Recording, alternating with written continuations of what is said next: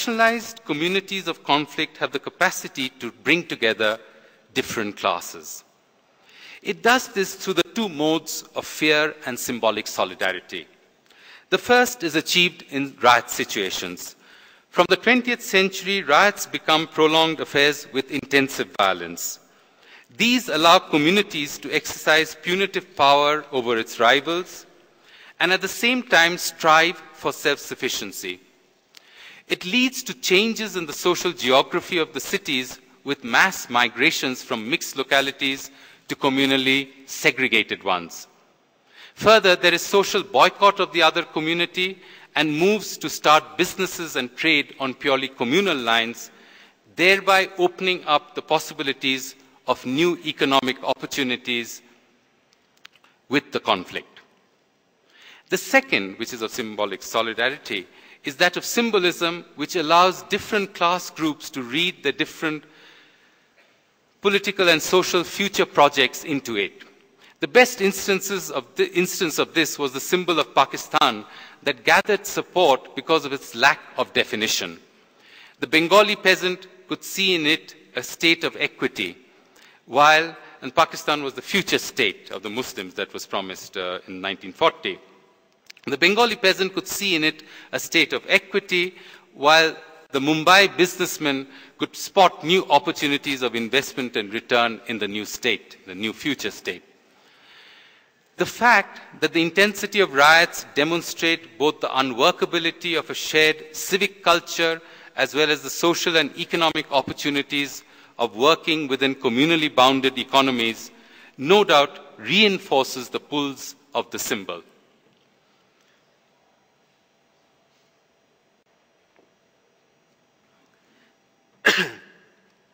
In conclusion, let me try to specify the nature and extent of colonial rule that my investigation indicates. Ranajit Guha has appropriately characterized colonial rule as domination without hegemony. His argument has shown that the colonial categories of power, of domination, subordination, resistance, and so on, possess an autonomously shaping effect on the minds of the colonized, but at the same time cannot supplant other categories, other non-colonial categories, which are also available to the colonized subaltern. Hence, colonialism has to operate within breaks. It cannot fully colonize the minds of the colonized. It seems to me that this framework has been extended fruitfully by Partha Chatterjee in his study of heterogeneous time, and Dipesh Chakraborty in his work on the split narrative of modernity that produces categories of experience and habitation drawn from both West and non-West, and both of these producing modernity as a series of complex conjunctions. And hence, if you are to see both Partha Chatterjee and Dipesh Chakraborty's work, in Guha's terms, resistant to the homogenizing and inferiorizing embrace of European modernity. Now, I am in agreement with Guha's characterization of colonial governance as based on the balance on force rather than on consent. Above all, I am in considerable sympathy with the suggestions of this body of work that colonialism cannot exhaust the world of the colonized, even as it intervenes in it and shapes it in profound ways. However, my historical narrative of colonialism, which I presented today, is a different one, and I am making a somewhat different point. Conflictual identities mark that point in colonial domination where it comes closest to accepting the hegemony of colonial rule. After all, it replays what colonialism believes, that is, India is a society divided on religious grounds, and what colonialist policy seeks to do, which is to divide Hindus and Muslims in an antagonistic way. But even in this limit condition of dependence and subaltern integration, what is also clear, it seems to me, are the limits of colonialism. The logic of colonial governance does not fully explain the specific nature of the community that emerges in its relationship with class identities, and together with that, the multiple modalities of antagonism and violence through which the two are brought together in different conjunctions. The entangled combinations of community and class are not given or determined by colonial rule in a singular way. It cannot be, for the constituent elements emerge from different sites of colonial rule, from their knowledge systems, from policy, from economic and political changes they set in motion. The combinations of the products of these different sites which constitute colonial rule is where the self-activity, sometimes the perverse self-activity, as the case of conflictual identities show, but nevertheless the self-activity of the colonized comes into play.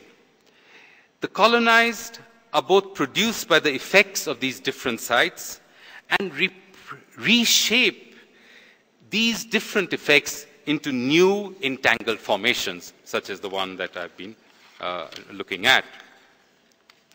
This means that colonialism provides the initial conditions for the production of self-generating processes. Hence, there have to be different historical narratives to account for the specificities of these different formations, all of which exceed the structural preconditions that colonialism supplies. Of course, as my study shows, the initial preconditions are not the same. They could be largely indirect, as the case of early colonial rule on conflictual identities indicate, and they could be actively shaping presences as mature colonialism shows. In both phases, however, what is clear is the self-generative power of the processes of conflictual identities.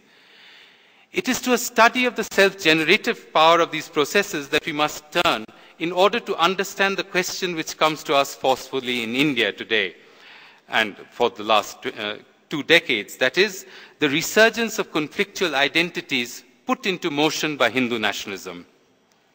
It seems to me that this cannot be understood as a simple repetition of structures that colonialism has established, which makes of colonialism, it seems to me, something of a phantasmic presence. Instead, it may be more fruitful to recognize the contemporary specificities of this resurgence, that is, the new elements that reconfigure and rework the colonial past into a new formation. This retains the constant necessity of studying colonial domination, not, however, as an origin which ties us to it even as we dissent from its premises. Instead of that, to study colonial domination as developing grammars of conflict reshaped by our present. Thank you.